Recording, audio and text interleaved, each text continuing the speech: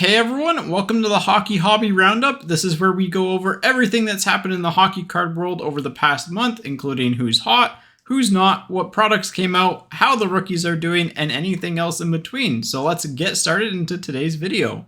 We're going to start things off just with the little recap of the products that came out over the past month. They include 2021-22 Upper Deck Premier, 2022-23 Upper Deck Allure, 2023 Team Canada Juniors, 2022-23 SP Authentic, and then finally the most popular release was 2023-24 Upper Deck Series 1, mainly because of the new format. The parallels are also beautiful. I love the Outburst parallels. They're actually really nice. But actually, it was the Connor Bedard Easter Egg SP1 insert that set the collecting world on fire. And while it's not as rare as previous year's SP1s that were found one in 12,000 packs or so, it's still a pretty rare card, and it's cool to see Upper Deck just, get a Connor Bedard card this early on into the product cycle. I know in previous years, he'd normally have a Series 1 Young Gun, but just due to print times and print demands, it's just not super feasible for them to do that, so it's nice to see that they're taking their time with him and getting him an actual game photo for his Young Gun, rather than rush him out kind of like what they did with Alexis Lafreniere. Also of note from 2023-24 Series 1 is an issue with the population count ones. If you haven't really followed along to this or haven't heard of it, essentially the population count 1 should be a 1 of 1. However, there are numerous listings for players that have multiple of them.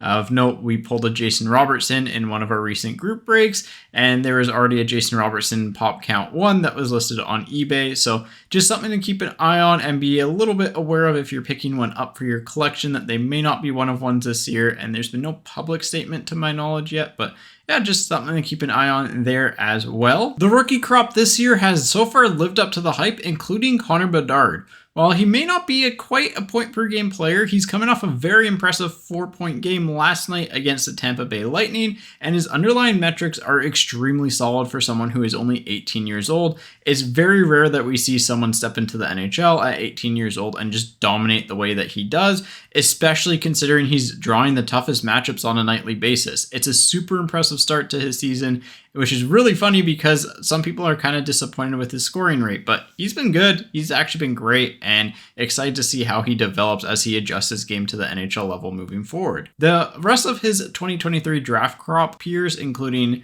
Adam Fantilli and Leo Carlsson, have also been great. Leo Carlsson has been kind of used a little bit more sparingly by Anaheim as they just let him kind of grow and develop to the NHL, whereas Adam Fantilli has kind of been thrusted in a bigger role in Columbus. He's looked fine. He's looked like he's adjusting to the NHL level, which is good. But yeah, so far they've all been kind of just living up to their hype, along with Logan Cooley, who's also got 8 points in 12 games. So lots of impressive stuff from the rookie crop. But the two biggest surprises have been Poitras of the Boston Bruins and Pavel Mintyukov of the Anaheim Ducks. Poitras has come out of seemingly nowhere for the Bruins, and he has kind of just filled the void left by David Krejci and Patrice Bergeron. I mean, alongside Pavel Zacha and Charlie Coyle, of course, but he fits right in and has kind of come out of nowhere as a second-round pick, and look for him to actually be a pretty popular young gun when he comes out eventually. He might be in Series 2, along with pretty much most of the other names that I've already mentioned, including Bedard, Cooley, Fantilli, and Carlsson, which is going to make for a pretty stacked rookie crop, but we'll probably have a video on that next week if you want to stay tuned for that. So yeah, pretty good start to the year for him. And then there's Pavel Mintyukov, who is actually a defenseman for the Anaheim Ducks. Mintyukov's 8 points in his team's first 12 games has him tied for second in just general rookie scoring, but his underlying numbers are also absolutely insane for a team that's on the upswing and actually looks like they might kind of compete for a wild card spot, at least with Edmonton and Calgary struggling as much as they are, and Seattle too, mind you. The Anaheim Ducks look like they're actually kind of in that playoff race, although be it at a lower tier. And also keep an eye on Mason McTavish. He was a 2021-22 young gun, but he looks to be absolutely crazy himself. Also kind of has that perennial all-star type vibe. I think he's going to be a player that just kind of slowly takes the league by storm, and you're probably going to want to have a couple of his rookie cards in your collection moving forward. Speaking of rookie cards you want to add to your collection, there are two 23-24 Series 1 Young Guns that I want to highlight here as ones that you might want to keep an eye on and add to your own collection. The first one would be Greig of the Ottawa Senators. Before he got injured, he had 7 points in 9 games played, really looks to just be a legit bona fide top 6 NHL forward with some pretty good set of hands there. So once he gets back from his injury and gets more playing time in the Ottawa top 6, I wouldn't be shocked to see his price go up a little bit. The other one is Matthew Knies, who is, again, one of my favorites from the 23-24 series crop in general. He finally got elevated to the Leafs top line, and he's looked like he's fit in perfectly fine. So as he gets more playing time up there, his point totals are probably going to increase, and people are just going to come to like his game a lot more. In terms of who's hot, we'll start off with Jack Hughes, who unfortunately got injured, but he has 20 points already somehow, which is absolutely crazy. And then we'll go to his brother Quinn Hughes, Elias Pettersson, and the Vancouver Canucks, because there has been no team that has been really hotter compared to their relative projections than the Vancouver Canucks this year. They're shooting lights out right now, just kind of getting all the bounces, and they look to be a legit playoff team already. I mean, they built such a strong point advantage that it's going to be really hard to see them miss the playoffs at this point, but hey, they look to be legit, and it's honestly kind of nice to see as a Canucks fan myself. And I mean, I want to spend just an extra second talking about Quinn Hughes because he has been by far the best defenseman in the NHL this year. It's not close, in my opinion. And no, there's a little bit of bias there being a Canucks fan, but his just general play, his control of the game, his just new kind of offensive approach where he's not afraid to take shots as much. And the shots he's taking, by the way, are also very good. It's just absolutely insane. One of the best defensemen in the NHL, and he's finally getting some hobby love for it too, which is nice to see. So keep an eye out for him to be a potential Norris winner this year, which, hey, I'd like to see that. In terms of who's not hot, all we have to do is go to Alberta and talk about the Calgary Flames and the Edmonton Oilers because, oh boy, they've been, honestly, brutal is probably an understatement to start the year.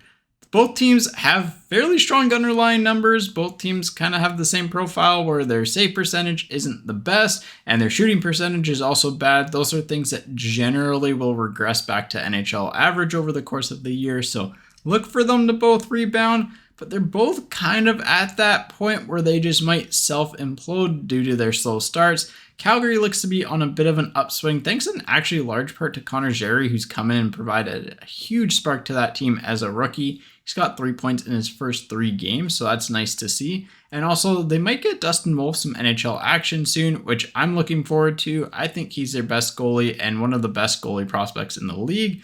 The only person who I'd really say might be higher than him is Jesper Wallstedt in Minnesota, but yeah, very potentially promising stuff out of Calgary, although they do need to sort out that Jonathan Huberdeau situation because he has just not looked like the same player he was in Florida. He's been really struggling, and that $10.5 million cap hit is kind of looking pretty rough right now for someone who is on the bench for a large chunk of a game. And then there's the Edmonton Oilers, who have been one of the worst teams in the league this year. Actually, they legitimately have been standings-wise. They've been the worst team in the league this year because they just lost to the San Jose Sharks, and the San Jose Sharks are arguably one of the worst ever NHL teams I've seen play hockey. So not great company to be in for the team that a lot of people picked to win the cup this year.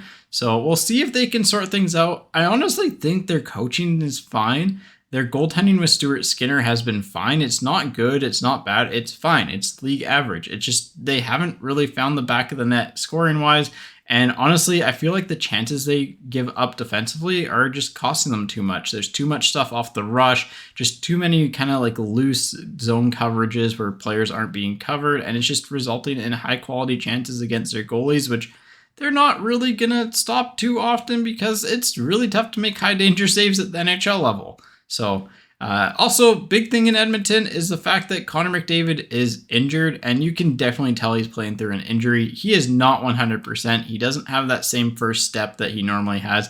Not quite as dynamic, so it'd be really nice to see him just get healthy for the sake of hockey because, let's be real here, as funny as it is to see the Oilers struggle a little bit, hockey is better when McDavid's putting up highlight reel plays. Looking ahead to the next month or so for hockey card releases, there's nothing coming out in the next couple of weeks, but there are some products that are slated for late November, early December.